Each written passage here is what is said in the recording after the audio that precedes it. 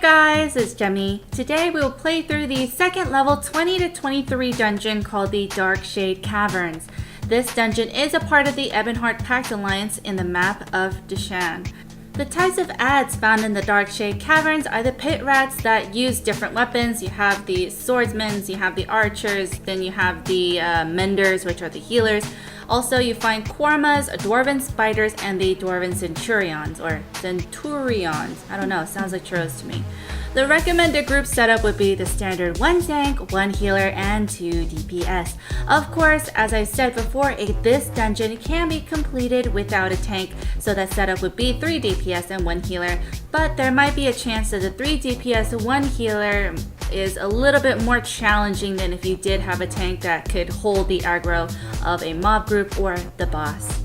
Something that I didn't mention quite often while I was doing these playthroughs is that each dungeon, I believe you can find a lore book within there as well.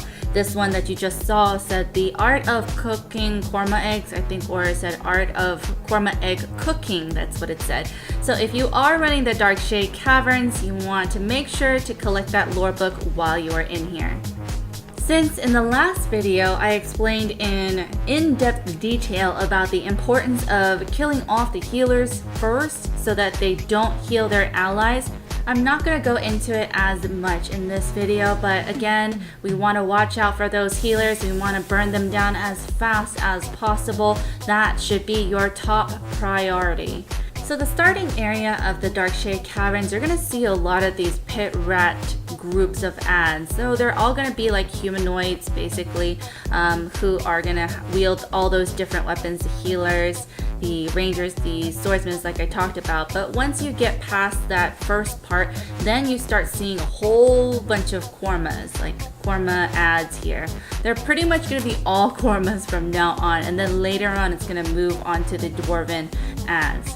So a kind of tip when you're running the Darkshade Cavern once you get to this korma section is that the korma workers don't actually aggro unless you attack them. So if you are the tank, you want to head further down till you find the korma warrior. At that time, you could aggro the warrior at the same time, aggro all of the workers together so that they're kind of in a group, neat and bundled up so that your DPS could just focus on burning them down. Here we finally reach the first boss, Head Shepherd Niloran, who is a mini-boss surrounded by ads.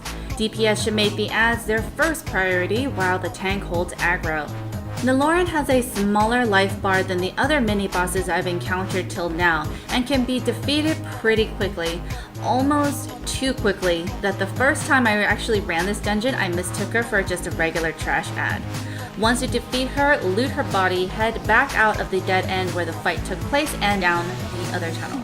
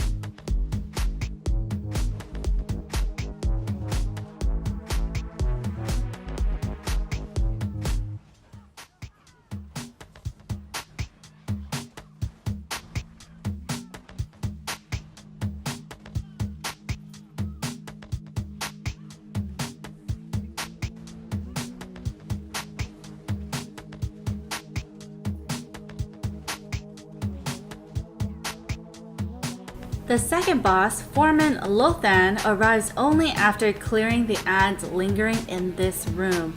Lathon is a bit harder, but not too much if you know what to watch for. The golden rule is pretty much that if you see any kind of red indicators, move away from it, and if you are the DPS, kill any ads that are lingering around. That is the golden rule, and with that alone, it will take you far. But let's see more closely what skills he has to rotate. First is a pool of poison on a random party member. There really isn't enough time to roll out of the way before you're inflicted with the poison dot.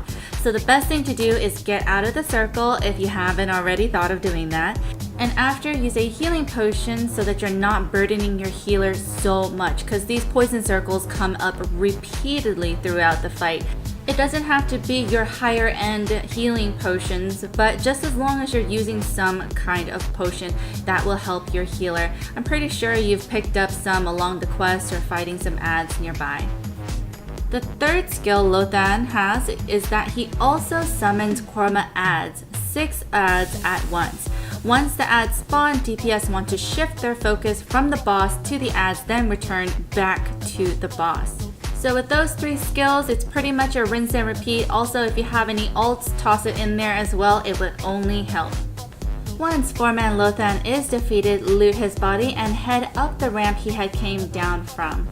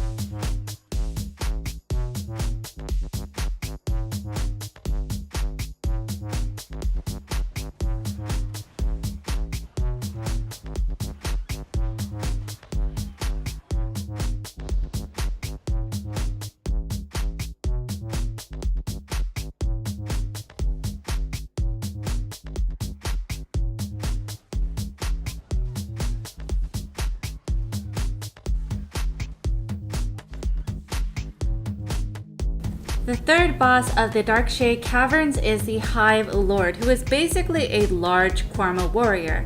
As for its skills, the Hive Lord does have a frontal conal attack that is really hard to avoid. Thus, it is best to have the healer DPS stay behind the boss while the tank stays in front.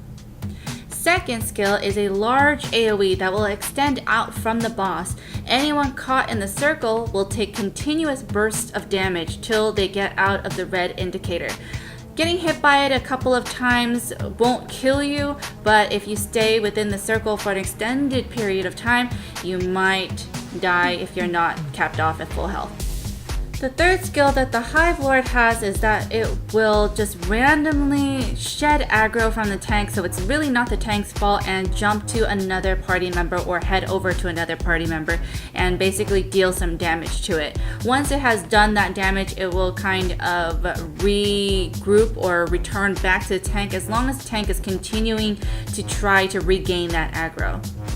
And the last and final thing I had to mention about the Hive Lord is that it does summon Korma adds. DPS at this point, you should know what to do. You're going to focus on those adds and then return back to the boss. The Kormas don't have that much health or they don't do that much damage. However, it is still better to clear the area so that your healer is not running away from adds while they're trying to heal the tank or the DPS. Once you have defeated the Hive Lord, you just want to loot his body once again, and then you can either circle around like I did, or you could simply go towards the stairs right there. Either way is fine. There you will find a different type of ad here I didn't mention in the beginning because there's really not that much of them except for in this small little patch here, which are the tentacle-y things, like squid floating things, which magically are floating. I don't know how they're doing this, but it's magic.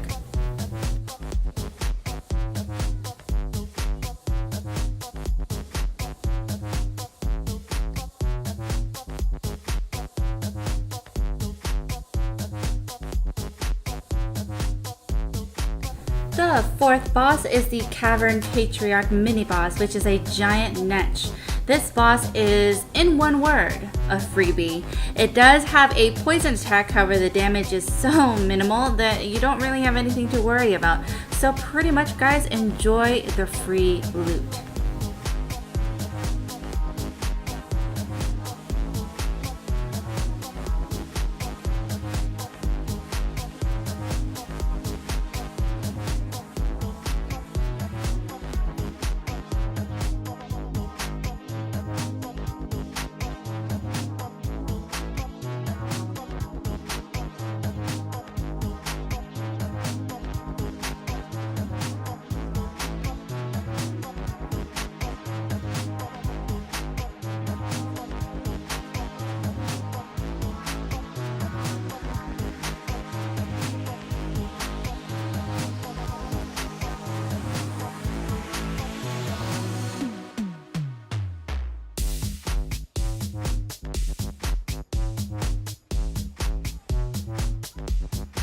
Now we are coming up on the final boss room, where you will find the ads changing from the Kormas to the Dwarven Spiders and Centurions.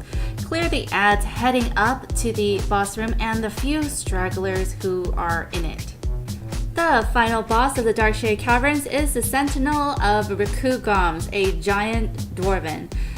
Don't make fun of me on the pronunciation, it was hard enough. It's Rkugamz, so you guys try your best to pronounce that in your minds. This boss looks intimidating, but it's not all that difficult if you know what to look out for. I do want to go ahead and mention before we start looking at his skills is that there are these little tiny spider dwarvens here that have a green aura around them. I don't really know what they do as far as mechanics. It doesn't seem that they really do anything interesting, so all you really have to do is just focus on the boss. So the first skill is a frontal conal attack, which is hard to avoid. Thus, if you are the healer or DPS, try to stay behind the boss while the tank focuses on keeping the boss's attention. Second are lightning AoEs that will rain on the map, indicated by little red circles. Your objective is to basically move. If you are constantly moving, I don't think that you'll have a problem. If you do get hit by the lightnings, you will take a medium amount of damage.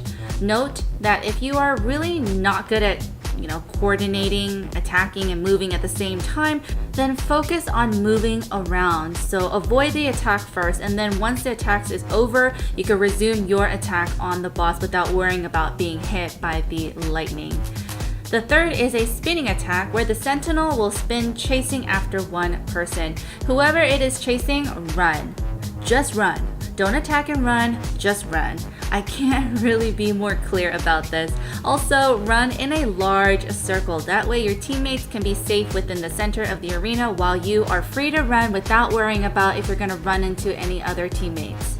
And I don't think I have to say this, but just in case, staying in the range of the spinning will cause continuous damage. That's pretty much why you don't want to be sitting there and just taking all of it, because you're eventually just might be overwhelmed by all that damage, especially if something has happened to your healer. So there.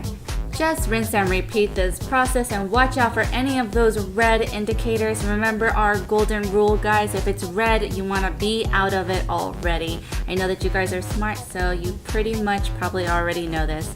Once the Sentinel is defeated, just loot his body, and then there will be this guy over here. If you have the quest, that's when you will see this guy. It's just a regular mob, just defeat it. You would collect its body for the deed, and you actually want to backtrack down out of the final boss room, down the hall, where you will meet another boss there. It's a boss that's a part of the quest. So if you don't have the quest, you don't really have to worry about it. If you do have the quest, you want to head over to this area where you will meet another boss. It is a little bit more difficult just because of the close quarters it's in, but it's really not that much more difficult than the Sentinel, honestly. If you notice now that the boss has a red AoE indicator and it is spinning just like the Sentinel did, so you really have two options. Whoever it's following, you either want to head up or down the path, but you don't want to head through people. That's what I figured, that it was kind of off here in this fight. However, you know, kind of mustered through it because he had an awesome healer. If you are the tank and you just kind of want a little bit more room, there is nothing wrong with taking this bad boy down the path over there to a larger area where you can give your party members a little bit more space to kind of move about.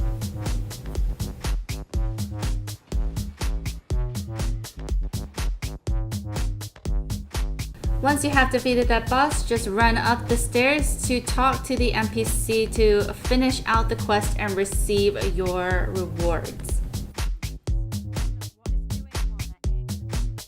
And that about wraps up the Darkshade Caverns, guys. Thank you so much for watching. If you would like to see the earlier dungeon, which was the Elden Hollows, I'll leave that link in the center right here for you.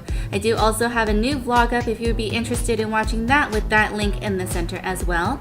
If you would like to stay updated with the latest videos as soon as we upload them, we would love you to join us by clicking the subscribe button right up top or right on bottom. I do also have a vlogging channel where you get to know a little bit more about Jemmy behind these videos with the link below. Feel free to follow me on other forms of social media such as Twitter, Facebook, and more, with all the convenient links listed in the description box below. Thank you guys so much for watching once again. I love you guys all. Have a great day, and I will see you guys next time. Bye bye!